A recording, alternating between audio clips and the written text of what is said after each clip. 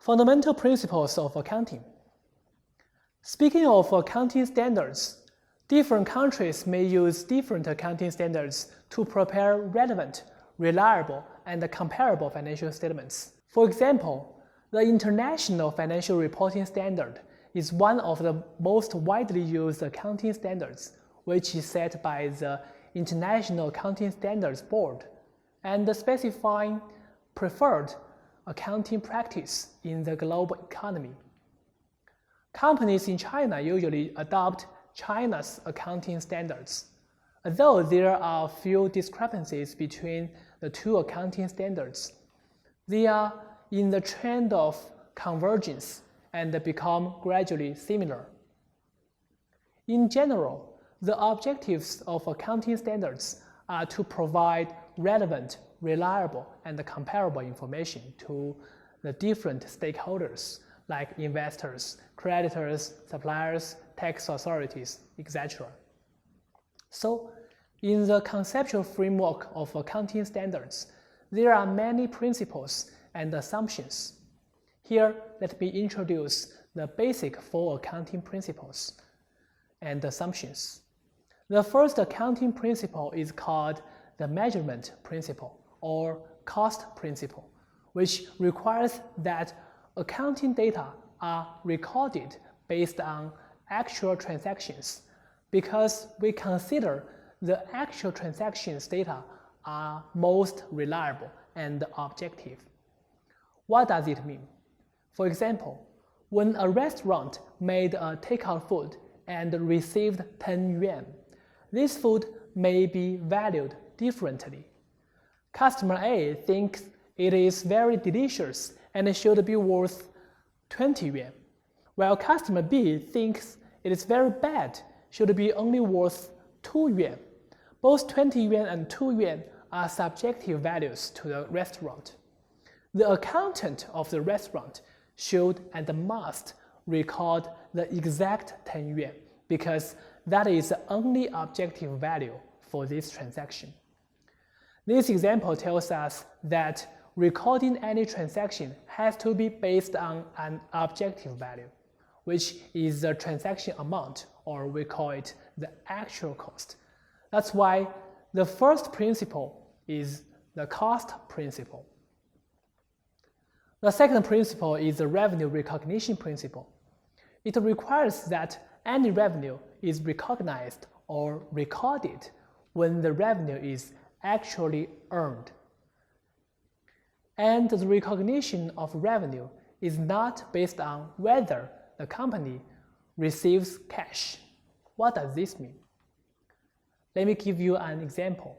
Let's say you want to see the TV shows on a video website, and you paid 30 yuan for 1 month's membership. Since this video website received your money, can it consider the 30 yuan as its revenue?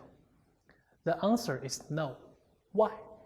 Because theoretically, you paid the 30 yuan in exchange of 1 month's service.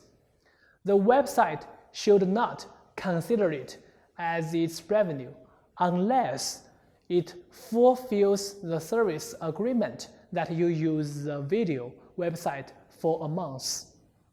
After this month, the 30 yuan can be recognized as the revenue. This story tells us only after a company fulfills the transaction agreement can it record revenue to the accounting book. The third accounting principle is the expense recognition principle, also called matching principle. In line with the revenue recognition principle, the expense recognition principle requires an accountant to record an expense when the expense incurred, and this expense has to match a revenue. What does this mean? Let's say company A sold a product to a customer for 2,000 yuan. Since it delivered the product and fulfilled the transaction agreement, it should record the 2,000 yuan as a new revenue. Then the accountant should think about what expense is that generates this new revenue. The matching principle asks the accountant to record a related expense to the book for the matching principle. Now, think about what are the expenses or costs related to this sale. The salesperson's salary and commission, a portion of the rent of the store, and most important one is the cost of producing this product. Since it is not easy to allocate the salary and rent to the individual product, the accountant should record the cost of production at best. This example tells us whenever we record revenue, we should try to record the related expense to match the revenue. The last accounting principle is called the full disclosure principle. It requires financial statements must cover all the important information as detailed as possible to external stakeholders. Now, there will be two questions. How to decide whether this information is important? The second is how detailed it has to be. When an accountant and the management make the decision about what to include in the financial statements, the criteria will be whether this piece of information could impact a user's decision. Let's say investor A wants to read company B's financial statements to decide whether to buy its stock shares. Comparing two pieces of information, information 1 is a company suffered a net loss of 1 million in the past year. Information 2 is the most of the employees in the company bring lunch boxes to the office. Think about it. Which information will impact investor A's decision? Of course, the net loss will definitely influence the investor's buy or sell decision. Therefore, the net loss information has to be disclosed in the financial statements, while the lunchbox information might not be.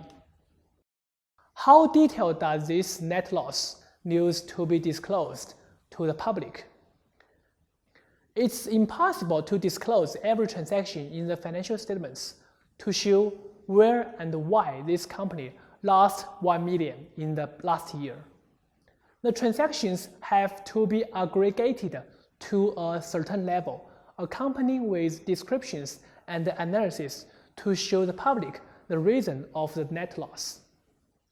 Although the full disclosure principle is easy to understand, usually it is not easy to determine the content to be disclosed. So this part we give a brief introduction about the accounting principles. And thank you for watching this video.